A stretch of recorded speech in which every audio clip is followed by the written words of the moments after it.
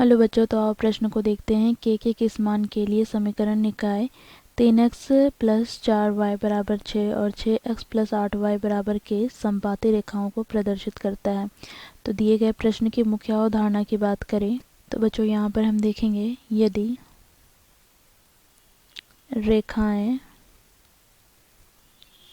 a1x plus b1y plus c1 बराबर 0 तथा a2x plus b2y plus c2 बराबर 0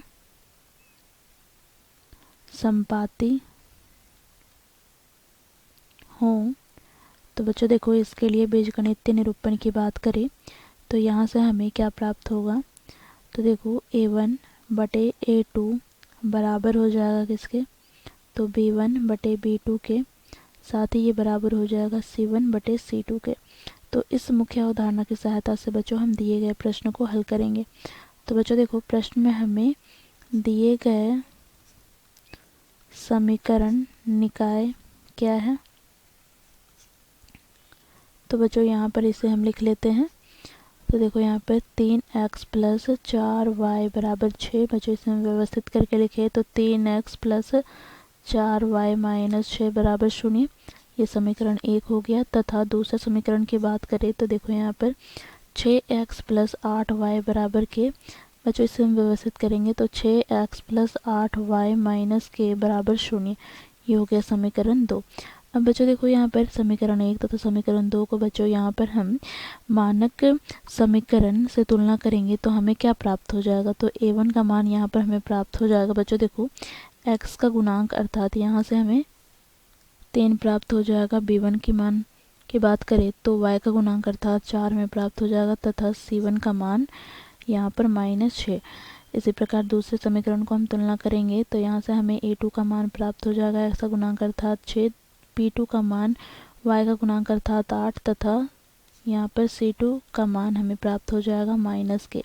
अब बच्चों देखो क्योंकि प्रश्न में हमें दे रखा है दिए गए रेखाएं समपाती है, तो बच्चों देखो इसके लिए मुख्य अवधारणा में हम लोगों ने देखा है बीजगणितीय निरूपण क्या होता है। तो देखो यहाँ पर a1 बटे a2 बराबर होता है b1 बटे b2 के, साथ ही बराबर होता है c1 बटे c2 के।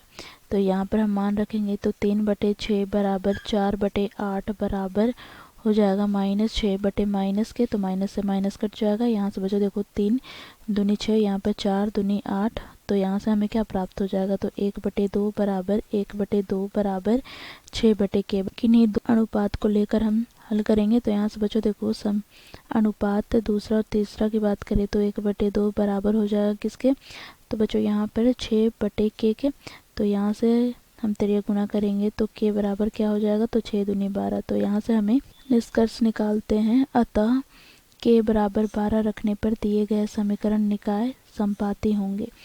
तो इस प्रकार बच्चों हम दिए गए प्रश्न को मुख्य अवधारणा की सहायता से हल करते हैं। आशा करती हूँ आप लोगों को यह प्रश्न समझ में आया होगा। धन्यवाद।